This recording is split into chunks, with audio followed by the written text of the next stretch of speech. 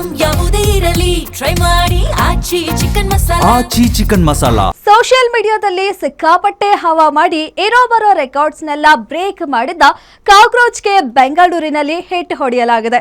ಸೋಮಾರಿಗಳು ಅನ್ನೋ ಕ್ಯಾಪ್ಷನ್ಗೆ ತಕ್ಕಂತೆ ಈಗ ಸದಸ್ಯರು ನಡೆದುಕೊಂಡಿದ್ದಾರೆ. ಬೆಂಗಳೂರಿನ ಟೌನ್ ಹಾಲ್ ಬಳಿ ಮಾನವ ಸರಪಳಿ ಹಾಗೂ ಬಹಿರಂಗ ಸಭೆಯನ್ನ ಮಾಡುವ ಕರೆ ನೀಡಲಾಗಿತ್ತು.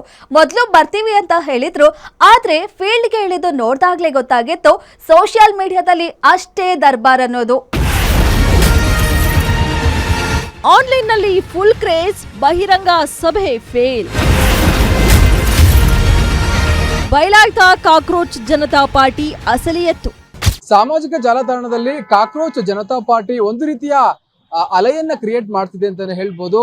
ಅದೇ ಒಂದು ಕಾರಣಕ್ಕೆ ಸಂಬಂಧಪಟ್ಟಂತೆ ಬೆಂಗಳೂರಿನ ಟೌನ್ ಹಾಲ್ ನಲ್ಲಿ ಒಂದು ಮಾನವ ಸರಪಳಿ ಹಾಗೂ ಬಹಿರಂಗ ಸಭೆಯನ್ನ ಮಾಡ್ಲಿಕ್ಕೆ ಒಂದು ಕರೆಯನ್ನ ಕೊಟ್ಟಿತ್ತು. ನೀವು ನೋಡ್ತಾ ಹೋಗ್ಬೋದು, ಬೆಂಗಳೂರಿನ ಟೌನ್ ಹಾಲ್ ಏನಿದೆ ಇದರಲ್ಲಿ ಯಾವುದೇ ರೀತಿಯ ಆ ರೀತಿಯ ಸಭೆ ಆಗ್ಲಿ ಅಥವಾ ಮಾನವ ಸರಪಳಿಯನ್ನ ನಿರ್ಮಿಸಿರುವುದು ಕಂಡು ಬರ್ತಾ ಇಲ್ಲ. ಯಾಕಂದ್ರೆ ಪೊಲೀಸರು ಯಾವುದೇ ರೀತಿಯ ಅಧಿಕೃತವಾಗಿ ಓಕೆ ನೀವು ಇದನ್ನು ಮಾಡಬಹುದು ಎಂದು ಆದೇಶವನ್ನ ಅಥವಾ ಆದೇಶ ಪತ್ರವನ್ನ ಅವರಿಗೆ ಕೊಟ್ಟಿಲ್ಲ. ಹೀಗಾಗಿ ಈ ಒಂದು ಕಾಕ್ರೋಚ್ ಜನತಾ ಪಾರ್ಟಿ ಕೊಟ್ಟಿರುವ ಈ ಒಂದು ಕರೆ ಏನಿದೆ ಅದು ಫೇಲ್ಯೂರ್ ಆಗಿದೆ ಅಂತಾನೆ ಹೇಳ್ಬಹುದು.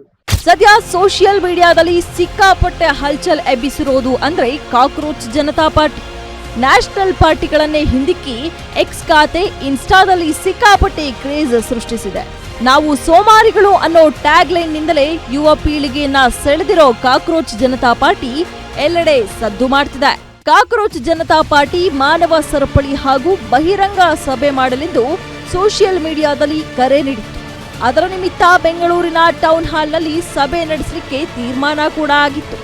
ಆದರೆ ಕಾಕ್ರೋಚ್ ಜನತಾ ಪಾರ್ಟಿಯ ಫಾಲೋವರ್ಸ್ ಯಾರೂ ಕೂಡ ಸಭೆಗೆ ಹಾಜರಾಗಿರಲಿಲ್ಲ.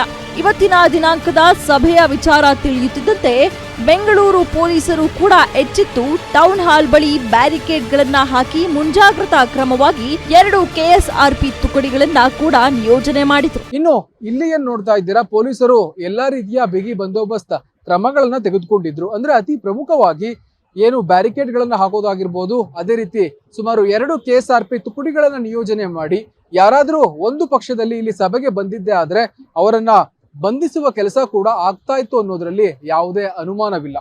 ಇತ್ತ ಪೊಲೀಸರು ಕೂಡ ಸೋಷಿಯಲ್ ಮೀಡಿಯಾ ಮೂಲಕ ಯಾರಾದರೂ ಸಭೆಗೆ ಹಾಜರಾಗಿದ್ದಲ್ಲಿ ಅವರನ್ನ ವಶಕ್ಕೆ ಪಡೆಯೋದಾಗಿ ನೋಟಿಸ್ ಹಾಕಿದ್ರು. ಹೀಗಾಗಿ ಯಾರೊಬ್ಬರು ಕೂಡ ಕಾಕ್ರೋಚ್ ಜನತಾ ಪಾರ್ಟಿಯ ಸಭೆಗೆ ಹಾಜರಾಗಿರ್ಲಿಲ್ಲ. ಒಟ್ಟಾರೆ ಸೋಷಿಯಲ್ ಮೀಡಿಯಾದ ಕಾಕ್ರೋಚ್ ಪಾರ್ಟಿಯ ಅಸಲಿಯತ್ತು ಇಷ್ಟೇನಾ ಎಂದು ಚರ್ಚೆ ಆಗ್ತಾ ಇದೆ.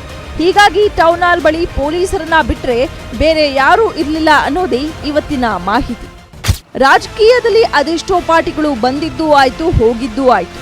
ಆದ್ರೆ ಸಾಮಾಜಿಕ ಜಾಲತಾಣದಲ್ಲಿ ಶುರುವಾದ ಈ ಪಾರ್ಟಿ ಮುಂದೆ ನುಗ್ಗುತ್ತಾ ಅಥವಾ ಮಖಾಡೆ ಬೀಳುತ್ತೋ ಅನ್ನೋದೇ ಸದ್ಯದ ಪ್ರಶ್ನೆ. बेरोजगार कहकर दुनिया कितना हमें सताती है, फिर भी दिल में देश के लिए उम्मीद जगाती है, किताबों में ही बीत गया जवानी का ये साल. ಒಟ್ಟಾರೆ ರಾಜಕೀಯ ಅಂತ ಅಂದ್ರೆ ಅಲ್ಲಿ ಬಹಿರಂಗ ಸಭೆಗಳು ಅಷ್ಟೇ ಪ್ರಾಮುಖ್ಯತೆಯನ್ನು ವಹಿಸುತ್ತೆ. ಆದ್ರೆ ಕಾಕ್ರೋಚ್ ಜನತಾ ಪಾರ್ಟಿ ಬರೀ ಆನ್ಲೈನ್ ನಲ್ಲಿ ತನ್ನ ವಿಚಾರವನ್ನ ಅಥವಾ ವಿಚಾರಧಾರೆಯನ್ನ ನೀಡ್ತಾ ಇದೆ.